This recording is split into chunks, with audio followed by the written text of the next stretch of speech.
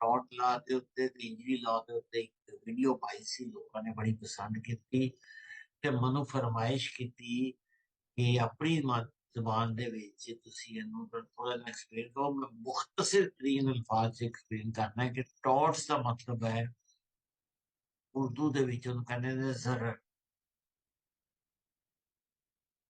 ਤੁਹਾਡੇ ਨਾਲ ਕਿਸੇ ਨੇ ਜ਼ਿਆਦਤੀ ਕੀਤੀ ਹੈ, ਬਦਨਵਾਨੀ ਕੀਤੀ ਹੈ, ਤੁਹਾਡੇ ਖਿਲਾਫ ਕੋਈ ਜੁਰਮ ਕੀਤਾ ਹੈ, ਕੋਈ ਉਹਦੀ ਲਾਪਰਵਾਹੀ ਨਾਲ ਤੁਹਾਨੂੰ ਕੋਈ ਫਿਜ਼ੀਕਲ ਜਾਂ ਜ਼ਹਿਨੀ ਨੁਕਸਾਨ ਹੋਇਆ ਹੈ, ਗੈਰ ਕਾਨੂੰਨੀ ਤੁਹਾਡੇ ਖਿਲਾਫ ਕੰਮ ਕੀਤਾ ਹੈ, ਤੁਹਾਡੀ ਸ਼ੋਹਰਤ ਨੂੰ ਨੁਕਸਾਨ ਪਹੁੰਚਾ ਰਿਹਾ ਹੈ, ਤੁਹਾਡੇ ਖਿਲਾਫ ਸਕੈਂਡਲ ਉਛਾਲ ਰਿਹਾ ਹੈ, ਅਹ, ਬਹੁਤ ਸਾਰੀਆਂ ਚੀਜ਼ਾਂ ਇਹਦੇ ਤੇ ਆ ਜਾਂਦੀਆਂ। ਕੋਈ ਤੁਹਾਡੀ ਕੋਈ ਨੌਕਰੀ ਦੇ ਪਿੱਛੇ ਪਿਆ ਹੈ, ਕੋਈ ਤੁਹਾਡੀ ਬਦਇਨਸਾਮੀ ਜਿਹੜਾ ਤੁਹਾਡੇ ਤੇ ਇਲਜ਼ਾਮ ਲਾ ਰਿਹਾ ਹੈ ਔਰ ਤੁਸੀਂ ਉਹਦਾ ਸ਼ਿਕਾਰ ਹੋ ਰਹੇ ਹੋ, ਫਿਜ਼ੀਕਲੀ ਵੀ ਤੁਹਾਨੂੰ ਇੰਜਰੀ ਹੋ ਗਈ ਹੈ ਔਰ ਮੈਂਟਲੀ ਵੀ। ਤੇ ਪਰਸਨਲ ਇੰਜਰੀ ਲਾਸ ਜਿਹਨੂੰ ਕਹਿੰਦੇ ਨੇ, ਪਰਸਨਲ ਇੰਜਰੀ ਲਾਸ ਉਹ ਫਾਈਲ ਕਰਦੇ ਨੇ ਜਿਨ੍ਹਾਂ ਦੇ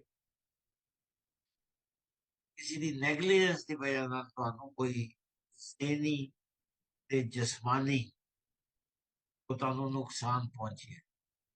ਇਹ ਮੁਖਤਸਰ ਅਲਫਾਜ਼ ਸਨ ਤੇ ਤੁਸੀਂ ਇਹ ਸਾਰੇ ਜਿਹੜੇ ਮੈਂ ਲਫ਼ਜ਼ ਇਸਤੇਮਾਲ ਕੀਤੇ ਨੇ, ਜੇ ਮਜ਼ੀਦ ਮਸ਼ਵਰਾ ਕਰਨਾ ਹੋਏ ਤਾਂ ਮੈਨੂੰ ਕਾਲ ਕਰ ਲੈਣਾ। ਮੈਂ Lahore high court bar association ਦਾ ਸੀਨੀਅਰ ਐਡਵੋਕੇਟ ਹਾਂ।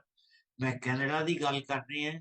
ਕੈਨੇਡਾ ਦੇ ਵਿੱਚ ਐਸੇ ਲਾਇਰ ਮੌਜੂਦ ਨੇ ਜਿਹੜੇ ਕਿ ਸਾਰੇ ਕੰਮ ਕਰਦੇ ਨੇ। ਤੁਹਾਨੂੰ ਲਾਅ ਆਫ ਟਾਰਟਸ ਵੀ ਤੁਹਾਡੀ ਮਦਦ ਕਰਨਗੇ, ਤੁਹਾਨੂੰ ਕੰਪਨਸੇਸ਼ਨ ਦਿਵਾਉਣ 'ਚ ਵੀ ਮਦਦ ਕਰਨਗੇ ਤੇ ਮੈਂ ਤੁਹਾਨੂੰ ਉਹਨਾਂ ਨਾਲ ਮਿਲਾਵਾਂਗਾ। ਮੇਰਾ ਨਾਮ ਇਰਫਾਨ ਬਾਬਾ ਮਲਿਕ ਹੈ। ਮੈਂ ਸੀਨੀਅਰ ਐਡਵੋਕੇਟ ਹਾਂ Lahore high court bar association. ਮੇਰਾ ਨੰਬਰ ਹੈਗਾ ਜੀ 4168906601। कॉल कीजिए। थैंक यू, बहुत शुक्रिया।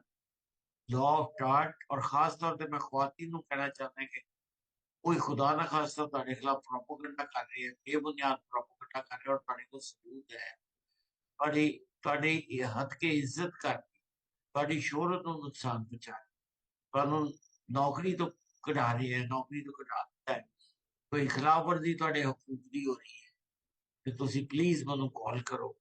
Thank you very much. Irfan Baba Malik 4168